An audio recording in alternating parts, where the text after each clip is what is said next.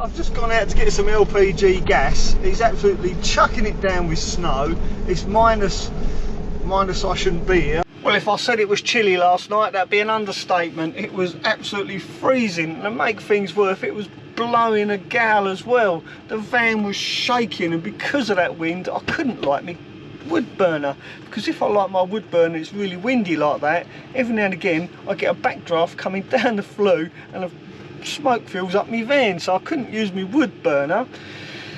To make things worse, I actually run out of diesel as well, so it's a bit like the perfect storm. And I thought, that's alright, I'll just simply light me gas stove, because I've done it in the past. I don't recommend this, by the way, but I put my gas stove on the smallest ring. I put it on the lowest setting, so it kind of kept the chill off the air. But I did have my ceiling vent open, because running a gas in the van isn't really a good idea, but it was cold, so that's what I did.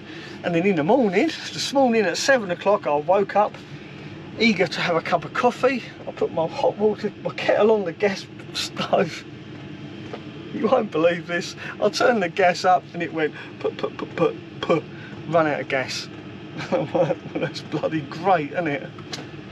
Luckily, I had my little spirit burner, so I was still able to make a cup of coffee, so my spirit burner come in really handy.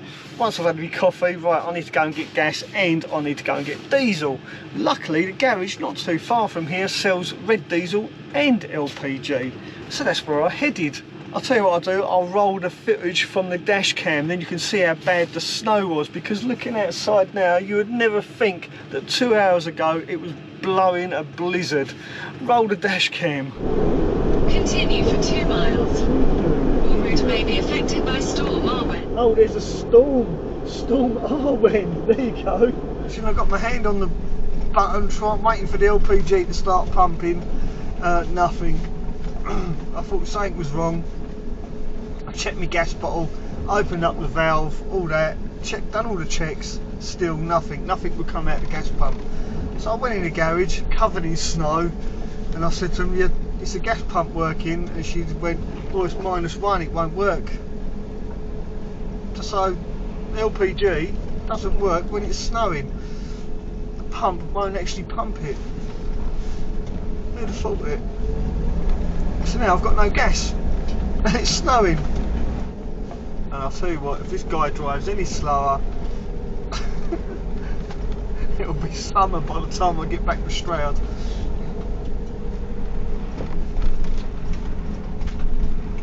Come on, it's fresh snow, it's not going to be that bad.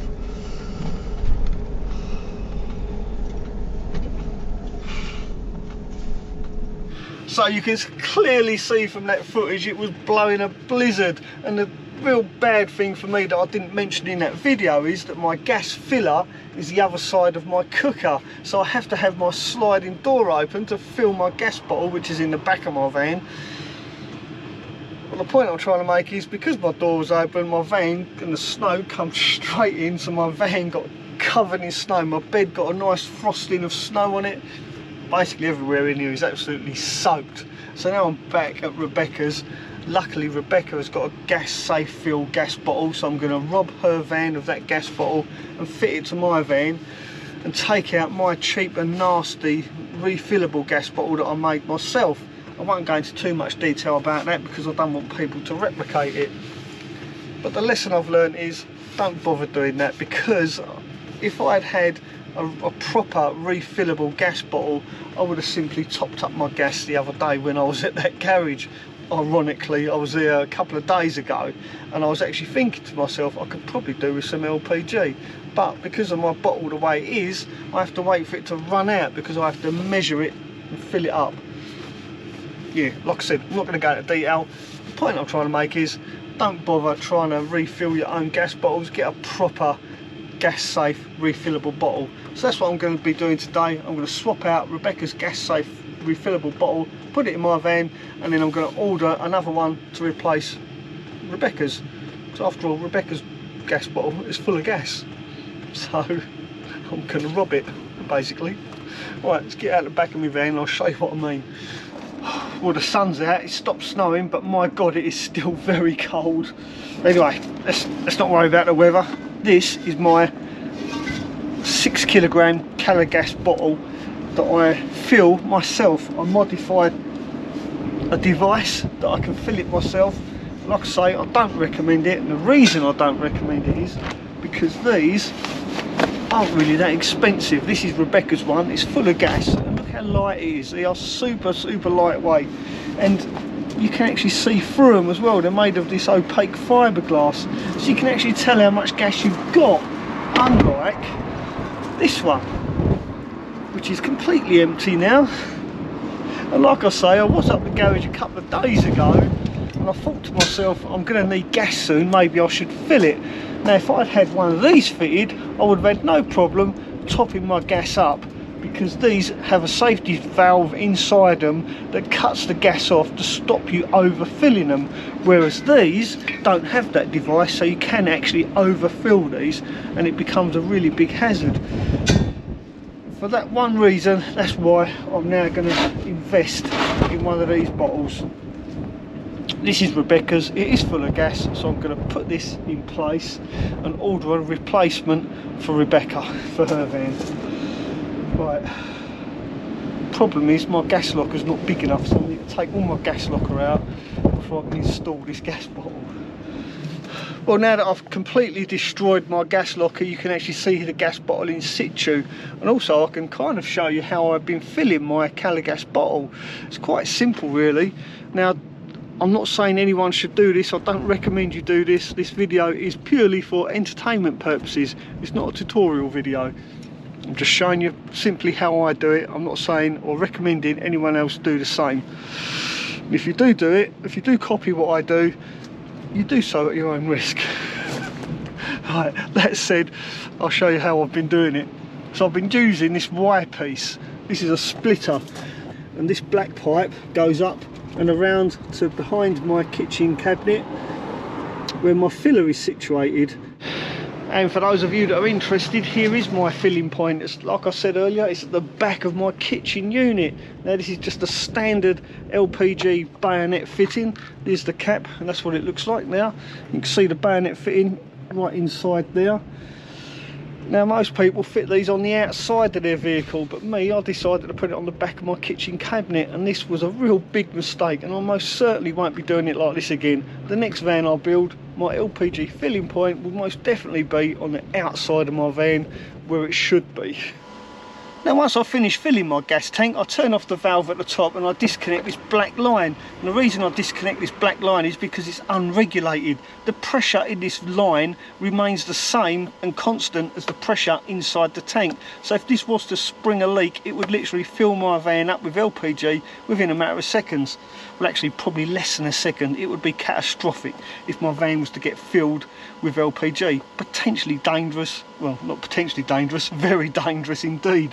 So that's why I disconnect this black line. And the reason I use this wire piece, you're probably asking, is because it's got this fitting on it which allows it to turn independently from the actual black line itself, because this is a cheap old thing off of eBay, and this nut here doesn't turn independently of the black line itself. So it's pretty impossible to screw this directly into a tank, or a bottle I should say. So that's why I have to use this wire piece. And to stop this obviously leaking, I put the regulator in the top. Otherwise gas would just simply pour out of the top as well. But like I say, I always make sure I disconnect this once I've finished filling my bottle, and then I've put the regulator directly into the bottle like this. And I'll just demonstrate what I mean about this turning independently. So this is the fitting in the gas bottle. I'll just make sure I've turned that off. Yep, it's off. So this turns independently of the actual thread in there. Like that. I'll just do that back up, as I'll forget.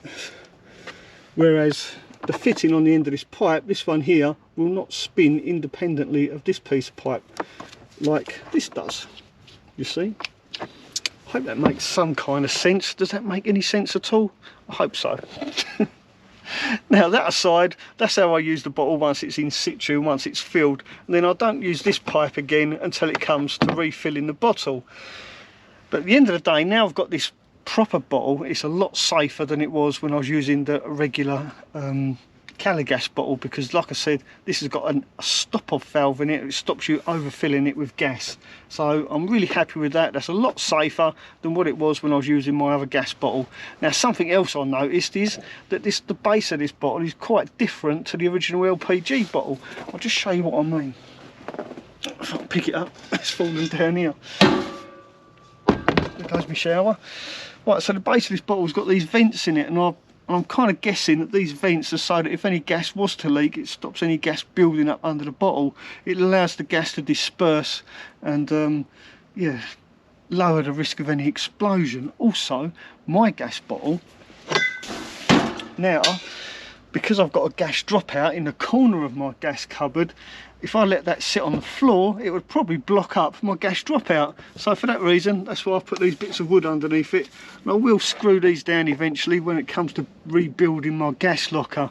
So that's up off the floor, allowing gas or any escaped gas to flow underneath the bottle and down my gas dropout, making it a lot safer. And I will be, like I said, building a gas locker around this eventually, very soon, as soon as possible. Well, there you are. Give Rebecca a thumbs up for letting me steal her gas bottle. I have ordered her a replacement for her van. And don't forget to give this video a thumbs up. And if you are new to my channel, please do consider subscribing, and I'll see you very soon. Thanks for watching.